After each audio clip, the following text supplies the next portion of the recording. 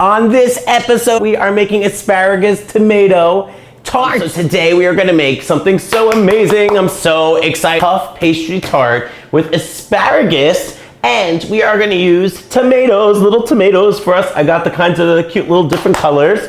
It's so easy. It's an amazing weeknight meal, or brunch, or Easter, or springtime. OMG, it's so good. Okay, so let's get started. So for the ingredients, if you're watching me on YouTube, just look at the description, I wrote it down, or on chophappy.com. And the first thing you wanna do always when you're using an oven is preheat the oven. So before I turn the camera on, I turn the oven on to 400 degrees to preheat.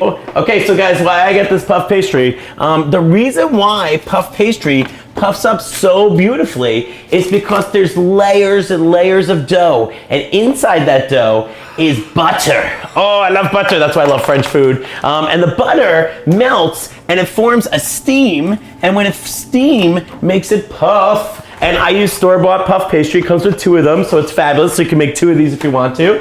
And what I did is I just put it on parchment paper, and then I rolled it out a little bit. So because I live in New York City, and Tom will kill me if I buy something else to cook with, because we don't have much room in our drawers anymore, I just used a glass and I just rolled it out with the glass. I of course put a little bit of flour on it too, but this is a fun kitchen hack so that you don't have to get a rolling pin. What I want to do is make sure that the whole thing doesn't puff up. So all you got to do is take a fork, and I'm just going to poke holes, little ones all the way around, and this is going to make sure that the middle does not puff up. And I want to leave a little border, so I'm going to go all the way around. And don't worry, rustic looking is okay. Of Dijon mustard, continuing the French theme, just like that. I put it right in the middle. And then I am just going to wipe this all around so I get everywhere but the borders. I want to be a little fancy Nancy's, put a little bit of pepper on the bottom too. 1.5 cups of Gruyere cheese. You could substitute Swiss cheese or cheddar cheese or whatever you want for this. Just make sure you spread it all the way out and just leave those borders still in there, okay? Okay, so now I have my asparagus and my tomatoes in here, and what I'm gonna do is put a big pinch of pepper in there, a big pinch of salt in there as well too.